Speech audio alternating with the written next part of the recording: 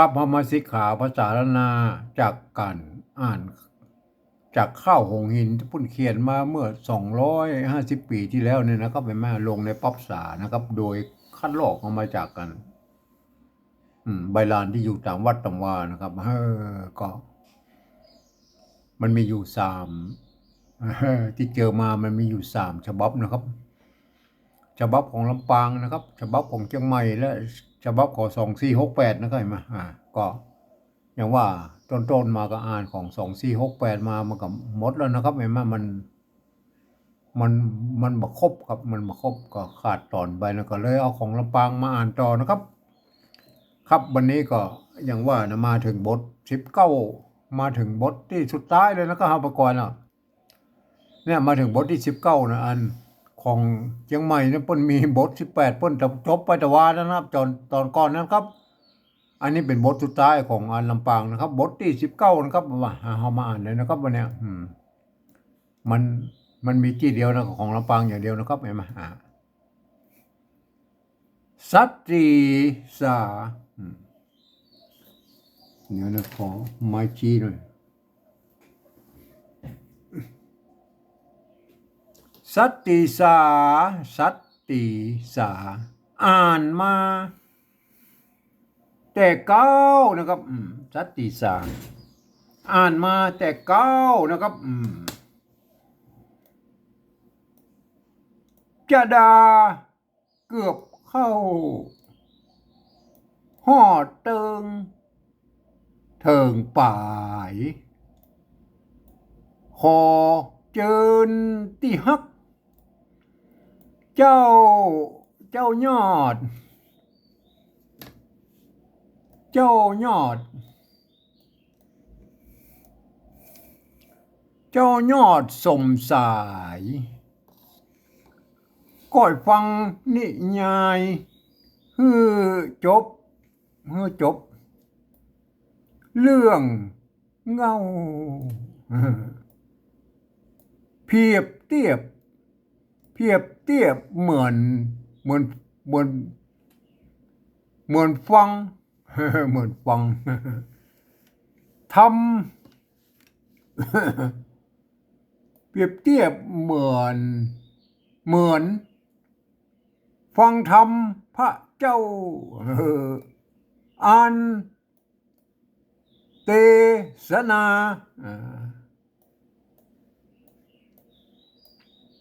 อ่านเทศนาเล่าไว้ส่วนโพธิสัตว์พระองค์เงาท้ายมานั่งสร้างเสวยเมืองธงเดชฤทธิ์ลิทีมันบลิทีเราเป็นลิทีมันลิทีนั่นแหละลิทีปุ่นปุ่นลิทีปุ่นเปลืองนะครับปะจาเมืองไพ่ฟ้าข้าเจ้านะครับจำเลินเลืองบ่ฮื้อหมองเศร้าสุขสัมพันธ์ตัวปืนอันนี้เป็นบทจบของข้าวของหินนะครับปุถุจนโทษเลยปุถุจนบ้านเมืองคึกคืนบ่มีขวากเสี้ยนบ่มีขวากเสี้ยนเบียนขุยแถววะละ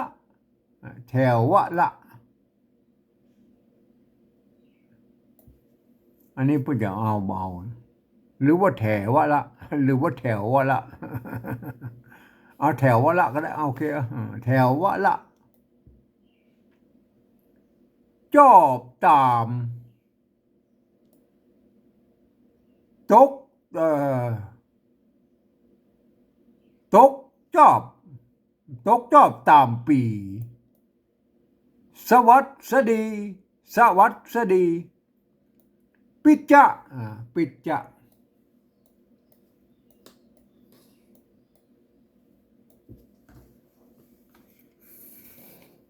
ปิจจะเข้ากานะครับปิจจะเข้ากานานาติสาไหลมาน้อมไหลมาน้อมน้อมน้อมหน้านะครับสวยปลาบ่งดลาจะทำบ่แห้งเหือดงดบ่แห้งเหือดงด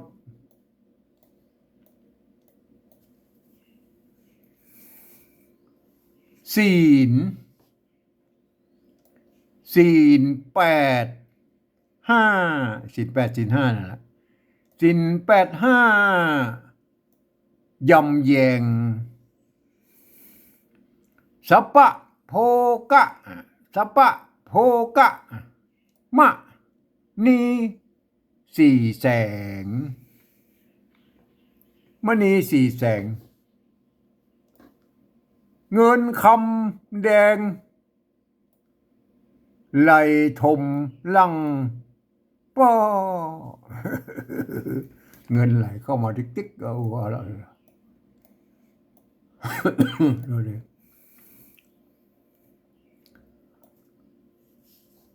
พลังอังกฤษ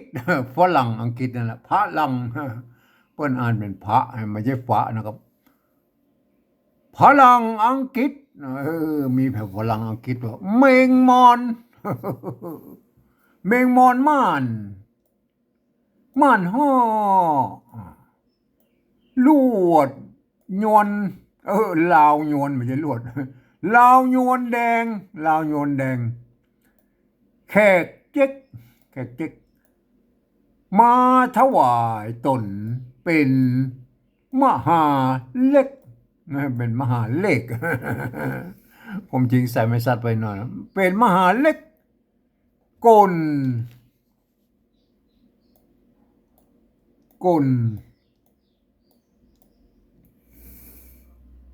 ลสวยขึ้นเมืองมูลช่วยขึ้นเมืองมูลสัปปะไพญะสัปปะไพญะอันนี้มันเป็นไม้ไก่บาลีนะครับไม้ไก่ญะสัปปะไพญะไพญะกบสาศูนย์ด้วยเตจะบุญด้วยเตจะบุญสมปานแห่งเจ้าปกเหลือบปกเหลือบปกเหลือบ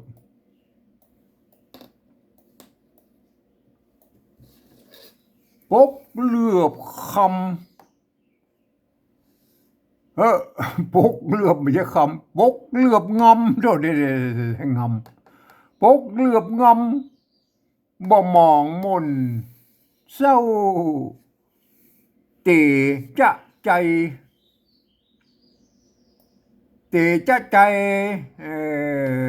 ทราบ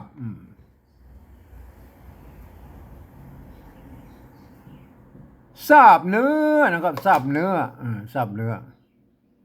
ยุตัง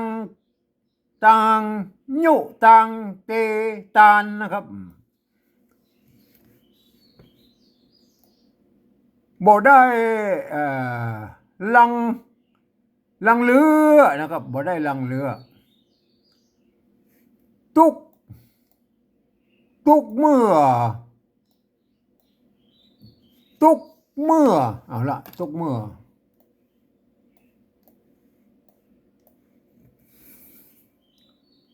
ออัน วันคืนปานิจะปานิจะนานาตั้งผืนยุตังทำตื่นก้าขายกาดกว้างโอ้ส่งเสริมค้าขายเศรษฐกิจดีในยุคสมัยนี้ฝูงประจาฝูงประจาไพ่ไตหุมไพ่ไตหุม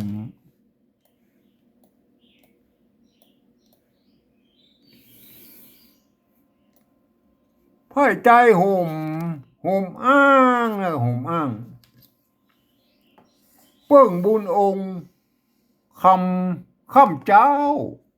เปิ้นบุญองค์ค่ำเจ้านะครับค่ำเจ้าเปียงเปียงดังเปียงดังเกียงเหมยจารถกินเต้าฝูงปูเพิ่งน่าจะเป็นปูเพิ่งนะครับฝูงปูเพิ่งเนี่ยมันต้องใส่ไม่เยาะนะครับอันนี้เป็นปูเพิ่งเอาเอาฝูงปูเพิ่งนะครับปูแมงผู้แมงปูปูเพิ่งมันปูเพิ่งจมเจยนะครับมาละฝูงปูเพิ่งจมเจยแล้วอันหน้าสุดตายแล้ว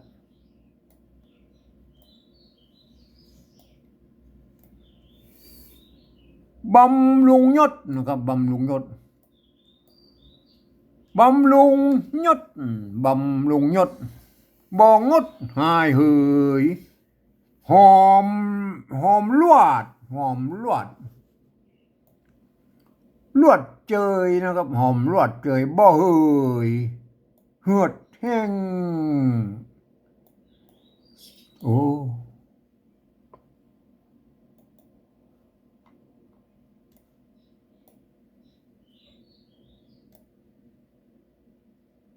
เหือดแห้งสมบัติวัฏฐาไหลสมบัติวัฏฐาไหลมาเติมแท่งนะครับเหมือนน้ำแม่กงกาอันนี้เป็นยุบลมบาทนะครับส่วนพระธงพระธงยศนะครับโพธิสัทธานะครับเสวยปลาณสีเสวยปลาณสีผ่านเผ่านะครับขึ้นนั่งเมืองละหัวบ้านหัวเมืองไหลมาขับเฝ้าส่วนปลาต้านเต้าเมืองธานีไหล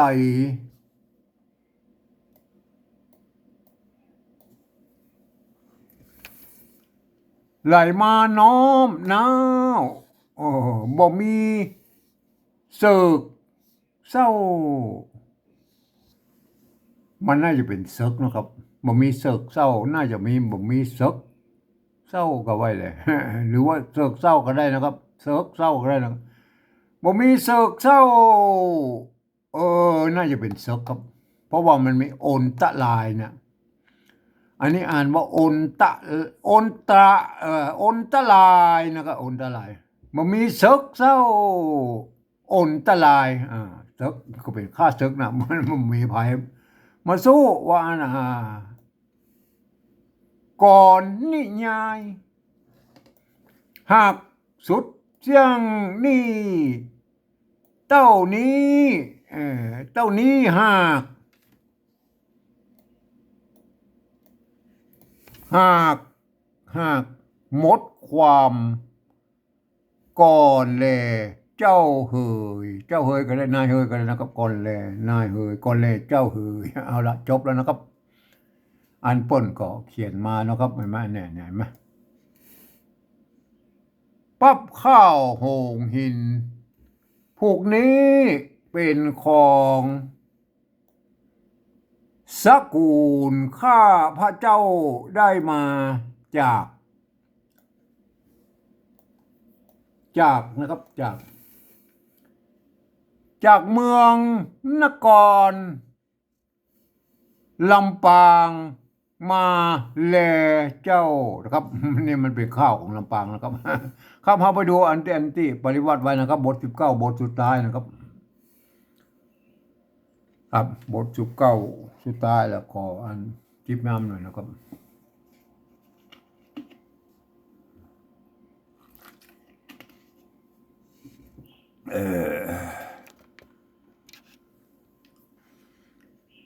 สัต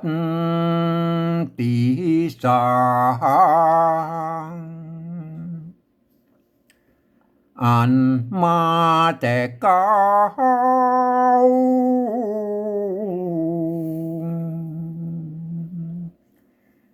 จะได้เกือบเข้า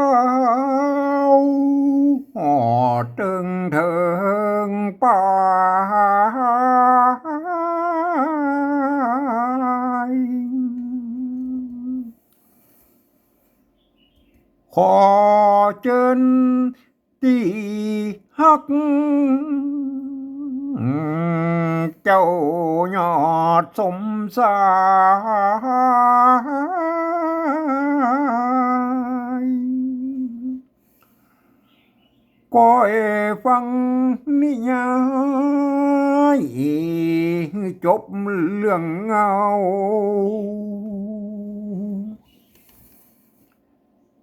เพียบเทียบเหมือนฟังธรรมพระเจ้าอันเทศนาเล่าไว้ส่วนโพธิสัตว์พระองค์เงาไทยมานั่งสร้างเสวยเมือง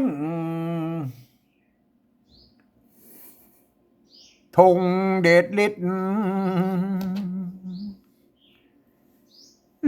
ที่ปุ่นเปืองปังจาเมืองไผ่ฟ้าข้าเจ้า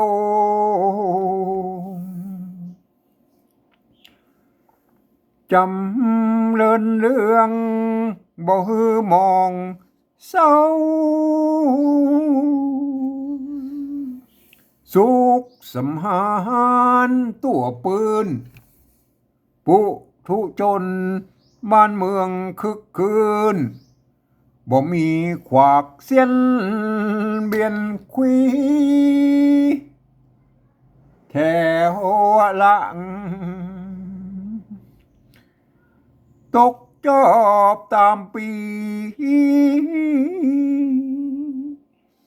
สวัสดีปิจจะเข้ากลางนานาทิสาไหลมานอบหน้าน้อมหน้าสวยปลาบ่งดลาจะทำบ่แห้งเหือดงดสลี85ยำแยง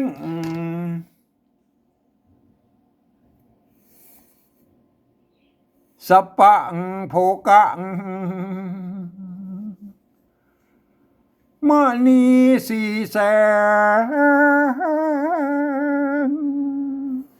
เงินคำแดงไหลถมหลังปอง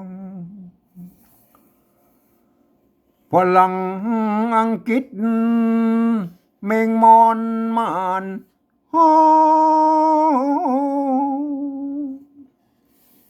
ลาวหยวนแดง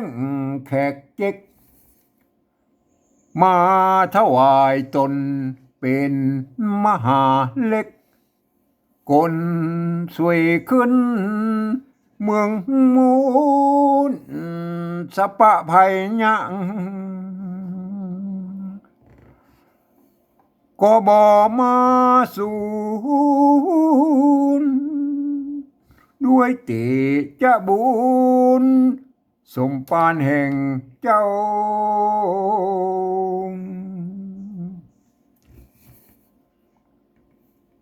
ปกเหลือบงำบ่มองมนเศร้าเตจะใจสาบเนื้อยุตังเตตันบ่ได้เล็งเนื้อ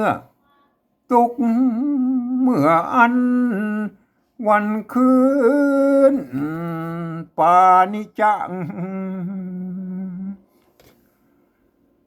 นานาตั้งพื้นโยตังทำตื้นก็ขายกาดกว้างฝูงประจาไผ่ไตหุ่มอ้างเปิงบุญองค์คำเจ้า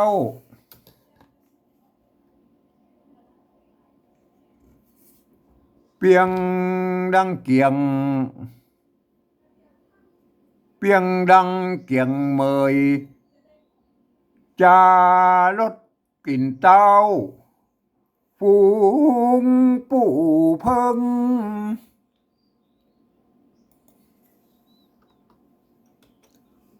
ฝูงปู่เพิ่ง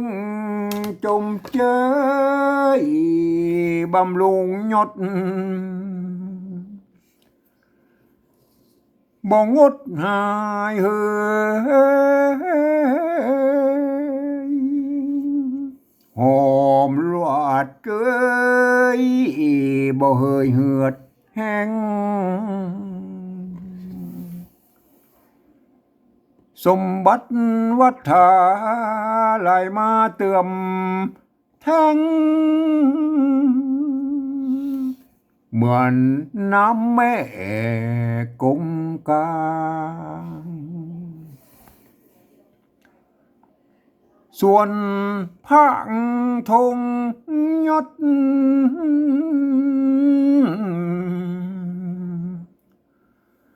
โพธิสัตถา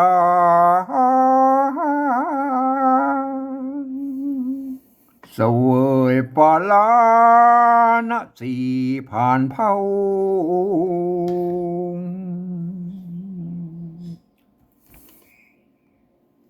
หัวบ้านหัวเมือง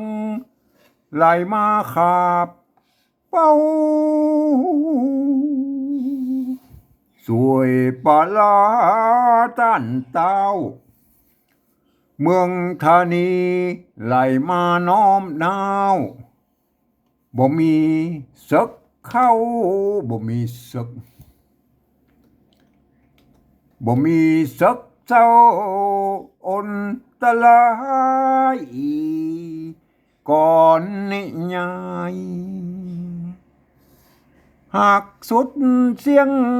นี้